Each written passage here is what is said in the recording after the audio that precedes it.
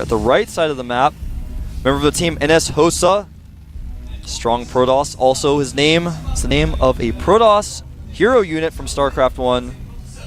He is NS Hosa Tassadar. There he is. Looks a little angry. I'd be angry if my DTs didn't do anything either. His opponent, down here at the bottom position, a member of the team Slayers. His name means soul. Slayers. Ryung. He looks so happy doing that as well. He really does. So tense third game here. Both of these guys want to advance, of course, to the round of 8. Of course, both of them want to win Code A. If you win or get second place, you get to pick your opponents for the up and down matches. That's very, very important. One thing you'll notice, again, this game is that Ryung is not taking gases. He loves that one barracks expand. The problem with doing a build like that every game is that it becomes a little bit predictable. Your opponent kind of knows what to expect. We might see a very early timing attack coming in from Ryung, maybe. But that seems like the style that Tassadar likes to play. Like, we haven't seen anything but constant aggression from him in his last games, and even when his games in the round of 32, he did the same thing as well. So yeah, I think you're exactly right. Now, one thing you'll notice right off the bat about Tassadar is he's checking with his probe everywhere. He wants to make sure, because not only did he go and scout the position, the top position, this is a 3-player map. He checked the top position, but he actually checked around several different locations just to make sure he wasn't being proxied. In a game 3 like this, it's very important to check for that. That may end up costing him, though, because his probe has taken some extra paths. oh, he got in. Just barely got in. If his probe had been a second later, it would not have gotten in. And he does see no gas. Is that SCV desperately trying to kill that probe? The probe will die, but it's seen everything it wanted to see. And that is that. Tassadar's Cybernex core finishing up. He has taken 2 gases. Again, Ryung's making the command center on the low ground. Yep. Very, very bold moves. Ryung actually making his second supply depot a little bit too late, though, so he can't make his SCV. Bit of a blunder there. Can't make an SCV or Marine. Being supply blocked at this stage of the game is the worst place to be supply blocked. That first and second Marine are so important. All of your SCVs at this stage of the game are important. When you get that one SCV supply block, it's like 5% of your income gone. So Stalker actually, we'll get a shot of it in a second, going to corner the scouting SCV. No more scouting for Ryung. Did see double gas. Well, that's the last thing this SCV is going to see. You can see several barracks being added here for Ryung, but no gas. A lot of players like this style. A lot of Europeans like this style, actually. And we're going to see a 1-gate robo build from Tassadar. This could actually be dangerous, considering all those barracks. You might actually see him come forward. I have seen a build where you use that Seminal Audible command, just drop a lot of mules, support a lot more barracks, and just go. You just go. Just go. And of course, Stalkers can outrange and outrun Marines, but when there are layers of Marines coming in, you eventually get backed into a corner. Looks like he's going DTs yet again here. The robotics facility is a little bit earlier than the Twilight Council, though. Yeah, it's a little bit strange. You don't normally go 1-gate robo when your opponent... and I'm actually thinking it might be for Blink. He may get an observer. He may actually try to blink up into the main. That's exactly what it is going to be too there as well. We do have an observer coming out. More gateways. Oh, no, he's not. He's going to do... Okay, so he's going to do... Okay, I do this build sometimes. When your opponent goes for 1 barracks expand, sometimes you can go 4 gates and a robo. Then you use the observer or any sort of vision. You can do it with hallucination as well. You warp into the main base. You may actually try to do it with blink as well. Did he cancel that Twilight Council? No, he didn't. It's just down here at the bottom of his base. Yeah, so he's researching that blink. So he's going to make a pylon over on the edge of Ryung's base, use that observer for vision, and try to warp units into the main base of Ryung. And when your opponent goes for 1 barracks expand and doesn't add barracks, this works quite well. But this time, he added barracks. Yep. I don't think it's going to work very well. He's also got a couple of bunkers at the front of that natural as well. He's also looks like he's going to start getting stim very quickly. There's that observer. This is a very difficult map to do this on as well. There's not a whole lot of sneaky areas you can warp in, although Ryung does not see that pylon. His depots are just a little bit too far away to spot it. Third bunker going down for Ryung at the natural there as well. But he's going to have so many Marines. He already has so many. Yeah. If he prepares for this properly, I mean, Blink Micro can only get you so far. He's going to have to leave the base with his Stalkers, essentially. Blink is done. The Observer is there. He's going to blink up here into the main. Getting all of his Stalkers ready, even another Stalker. He's gone up to 10 Stalkers. Jumps into the main. Killing some depots here, but there are Marauders out. Marines being pulled back as well. He's going to have to blink back. Doing a lot of damage, though. Nice control. Blink control's coming through. A lot of SCVs being pulled, and the good thing about this is he can blink down to that low ground one at a time, and then there we go. Nice control by Tassadar. And it turns out Ryung didn't have as many Marines as we thought. No, he can also come back very quickly as soon as those Stalkers receive a lot more health. I have seen a build similar to this on Tal'Darim where you use the lower ground and come out at the front and the back at the same time. Just go bouncing back and forth, back and forth. Indeed, this pylon, or supply depot rather, will fall. There's a probe checking to see if Ryung is trying to move out at the front as well. It looks like he's going to repair that depot, so it won't go down. He's not initially here. Wants to be very careful because the Stalkers outrange the Marines. He doesn't want to get too close. Stim a long way off. He's just now making a second tech lab here. Hasn't started Stim. He doesn't have concussive shells either. He's coming forward into the natural now. Gets another supply depot that has actually supply blocked Ryung. No supply depot on the way anywhere close. He's only just started another one at the front there as well. This is an all-in. He's warping more Zealots up here on the ramp. He's actually not made a Nexus. Here he goes, warping in more reinforcements. His Stalkers have blinked up into the main. There are so many Stalkers there, though. I think this could be it for Ryung. All these Stalkers coming forward. The Marines doing as best they can, working through all the Zealots. And we're going to see some nice Blink Micro yet again from... Whoa. Uh-oh. This could get bad for Tassadar, but it looks like Ryung not going to capitalize. He just doesn't have enough units. Part of that comes down to the supply blocks. Really great micro from Tassadar. Yep. Factory finishing up here, engineering bay finishing. If he gets that E-bay up, he can deny maybe vision, but he's going to attack at the front.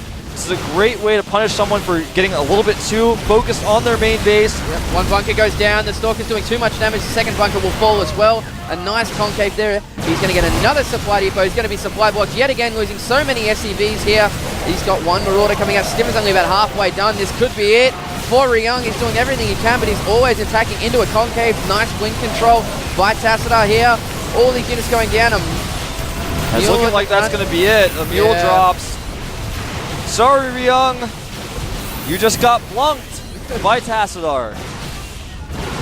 Good build order. Very punishing against this type of style. Didn't go into Marauders quickly enough. And if you have only Marines, it gets really, really hard. Stim's not going to finish. See you later, Tech Lab. Ryung going to go for one last attack.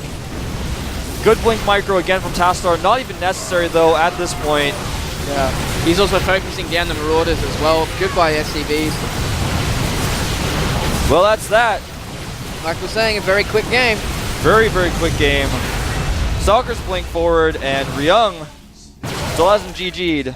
Probably sitting there, a little frustrated that Tassadar dancing the Stalkers a little bit. Getting a shot of Ryung. He looks very upset. Just doesn't want to end it. He actually may, I've never seen this happen before in the GSL. He may actually force Tassadar to kill all of his production facilities. I've never seen this happen before, actually, in a GSL where a player refuses to GG. His last Marauder will come out here, and it will die. Ryung has not rebuilt his base. He's being revealed. I'm looking at him now. He's staring at his screen. He looks very upset. His eyes are wide. GG.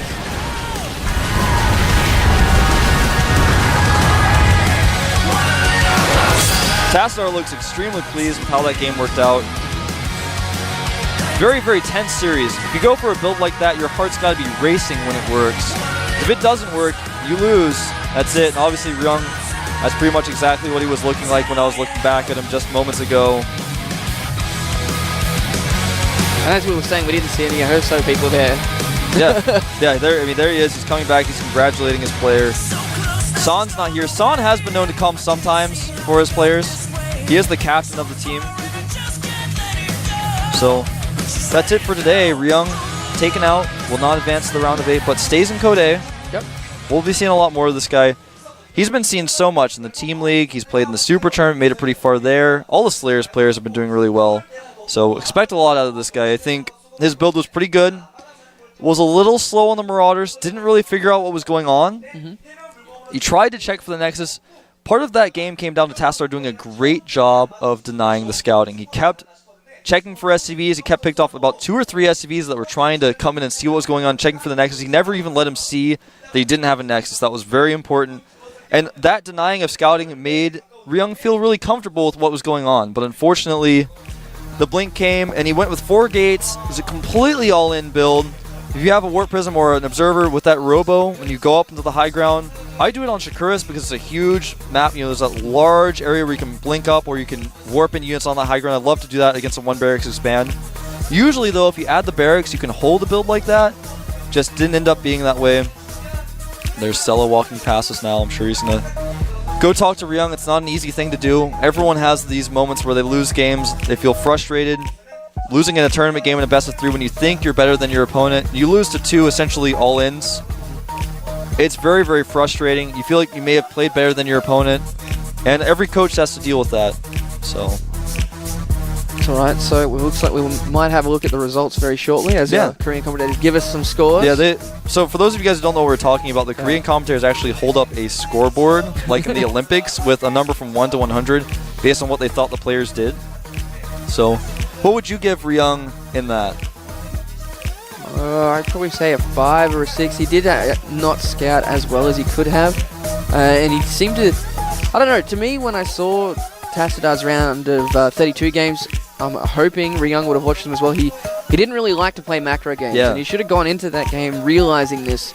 And it just seemed a little bit strange that he'd go for those fast He did go, he made a lot of bunkers at the front of his base, but he just wasn't really prepared for something into his main. Yeah. And that really caught him off guard. Then the blink. With the blink, it's so hard to deal with that with just Marines. You have to have more Mirage. He just didn't have enough. To be honest, I would have given both of them a 6. Both of them. Because Tassadar didn't play overly impressively. He did all-ins. The second game, he went DTs into an expand, but then didn't play a later game. He did an all-in afterwards. Didn't work. Yeah. So that's that. We're gonna have a look at our match results. There we go. Of course, Dream taking it out over Lovesick. Lenog taking out Yoda as well. That was an interesting series, to say the least. We had Czech falling to Noblesse, and of course, Tassadar taking out Ryung.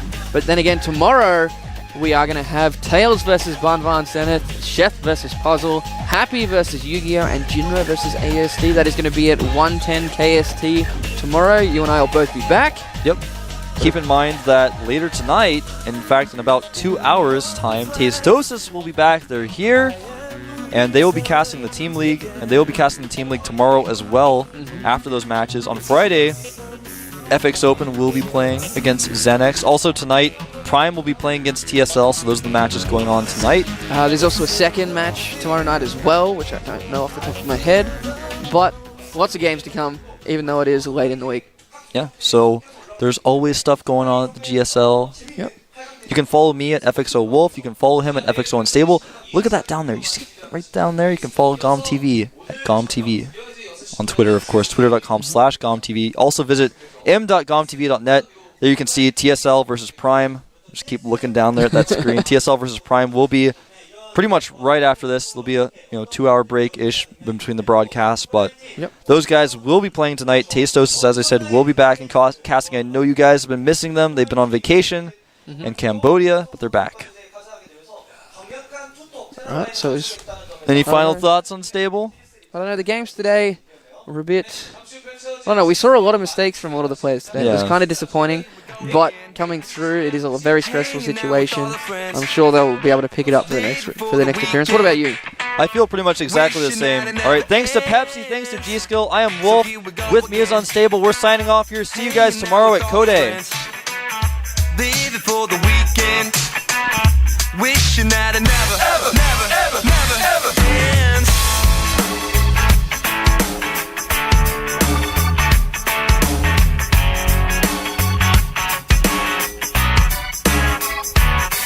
Say my clock is robbing me, bop bop, it's mocking me, can't stop the glow within.